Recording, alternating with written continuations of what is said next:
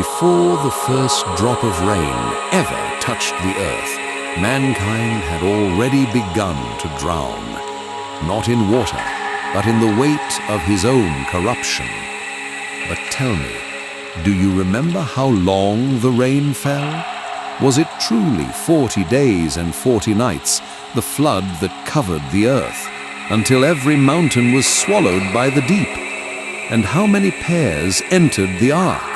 Was it 2 of every kind of the clean animals, male and his mate? These are not mere stories carved in ancient words. They are echoes of a world reborn through water and mercy. This is not a tale of destruction, but of faith, obedience, and the hand of God that still shapes the storm. Come with us, step into the rain, witness the flood, and remember the promise. Genesis chapter 6, verses 1 through 8. Wickedness in the world.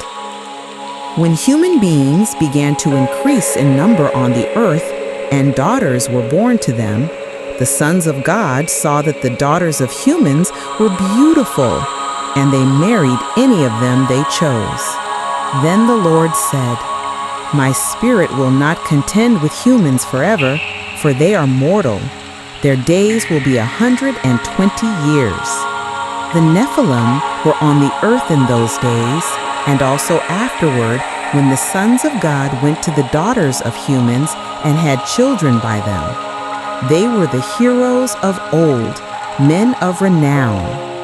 The Lord saw how great the wickedness of the human race had become on the earth, and that every inclination of the thoughts of the human heart was only evil all the time. The Lord regretted that he had made human beings on the earth, and his heart was deeply troubled.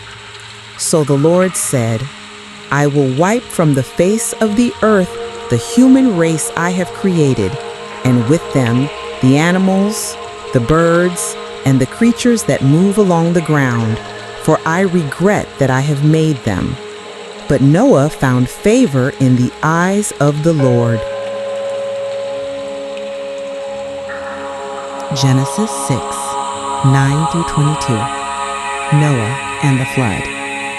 This is the account of Noah and his family. Noah was a righteous man, blameless among the people of his time, and he walked faithfully with God.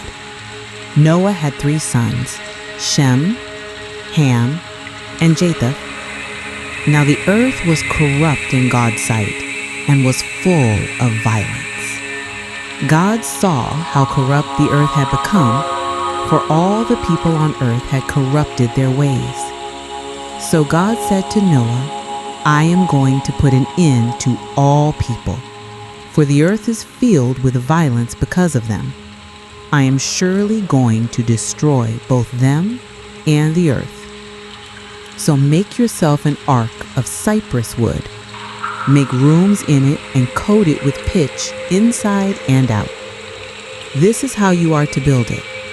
The ark is to be 300 cubits long, 50 cubits wide, and 30 cubits high. Make a roof for it, leaving below the roof an opening 1 cubit high all around.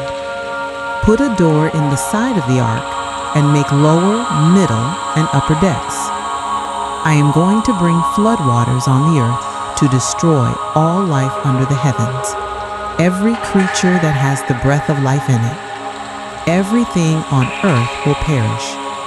But I will establish my covenant with you, and you will enter the ark, you and your sons, and your wife and your sons' wives with you.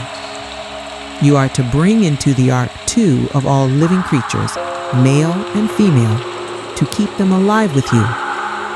2 of every kind of bird, of every kind of animal, and of every kind of creature that moves along the ground will come to you to be kept alive.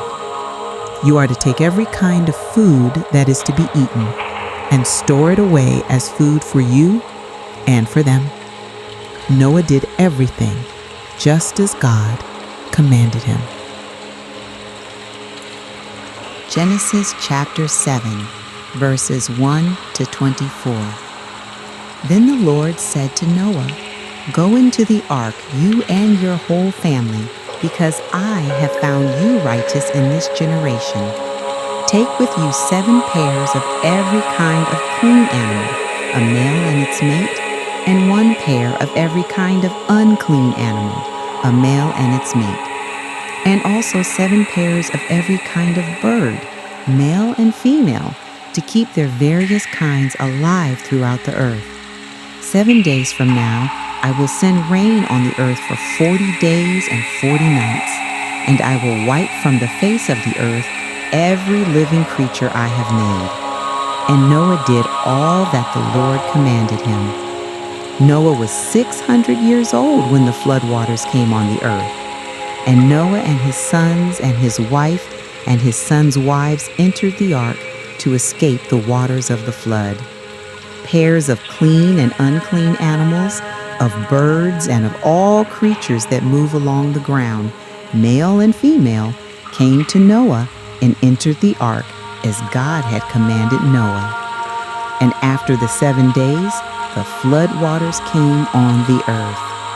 In the 600th year of Noah's life, on the 17th day of the 2nd month, on that day, all the springs of the great deep burst forth, and the floodgates of the heavens were opened, and rain fell on the earth 40 days and 40 nights. On that very day, Noah and his sons, Shem, Ham, and Japheth, together with his wife and the wives of his 3 sons, entered the ark. They had with them every wild animal according to its kind, all livestock according to their kinds, every creature that moves along the ground according to its kind, and every bird according to its kind, everything with wings. Pairs of all creatures that have the breath of life in them came to Noah and entered the ark. The animals going in were male and female of every living thing, as God had commanded Noah. Then the Lord shut him in. For 40 days the flood kept coming on the earth, and as the waters increased, they lifted the ark high above the earth. The waters rose and increased greatly on the earth, and the ark floated on the surface of the water. They rose greatly on the earth, and all the high mountains under the entire heavens were covered. The waters rose and covered the mountains to a depth of more than 15 cubits. Every living thing that moved on land perished. Birds, livestock, wild animals, all the creatures that swarm over the earth, and all mankind. Everything on dry land that had the breath of life in its nostrils died. Every living thing on the face of the earth was wiped out. People and animals and the creatures that move along the ground and the birds were wiped from the earth. Only Noah was left, and those with him in the ark. The waters flooded the earth for 150 days. Genesis 8, verses 1 to 22. But God remembered Noah and all the wild animals and the livestock that were with him in the ark, and he sent a wind over the earth, and the waters receded. Now the springs of the deep and the floodgates of the heavens had been closed, and the rain had stopped falling from the sky. The water receded steadily from the earth. At the end of the 150 days, the water had gone down, and on the 17th day of the 7th month, the ark came to rest on the mountains of Ararat. The waters continued to recede until the 10th month, and on the first day of the 10th month, the tops of the mountains became visible. After 40 days, Noah opened a window he had made in the ark and sent out a raven, and it kept flying back and forth until the water had dried up from the earth. Then he sent out a dove to see if the water had receded from the surface of the ground. but the dove could find nowhere to perch because there was water over all the surface of the earth, so it returned to Noah in the ark. He reached out his hand and took the dove and brought it back to himself in the ark. He waited 7 more days and again sent out the dove from the ark. When the dove returned to him in the evening, there in its beak was a freshly plucked olive leaf. Then Noah knew that the water had receded from the earth. He waited 7 more days and sent the dove out again, but this time it did not return to him. By the first day of the first month of Noah's 601st year, the water had dried up from the earth. Noah then removed the covering from the ark and saw that the surface of the ground was dry. By the 27th day of the second month, the earth was completely dry. Then God said to Noah, "Come out of the ark, you and your wife and your sons and their wives. Bring out every kind of living creature that is with you, the birds, the animals, and all the creatures that move along the ground, so they can multiply on the earth and be fruitful and increase in number on it." So Noah came out, together with his sons and his wife and his sons' wives. All the animals and all the creatures that move along the ground and all the birds, everything that moves on land came out of the ark, one kind after another. Then Noah built an altar to the Lord, and taking some of all the clean animals and clean birds, he sacrificed burnt offerings on it. The Lord smelled the pleasing aroma and said in his heart, "Never again will I curse the ground because of humans, even though every inclination of the human heart is evil from childhood. And never again will I destroy all living creatures as I have done. As long as the earth endures, seed time and harvest, cold and heat, summer and winter, day and night will never cease." The rain had ceased. The winds of heaven whispered once more across the face of the deep. The earth, washed clean by mercy, breathed again beneath the newborn sun. From the ark stepped Noah and his sons, their eyes filled with wonder at the silence of a world made new. Yet the message remains. Every storm reminds us of the flood, and every rainbow whispers of grace.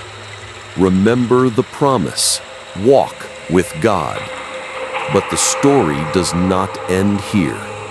From the ashes of the flood, a new world begins, where man must learn again to live, to build, and to choose between blessing and curse.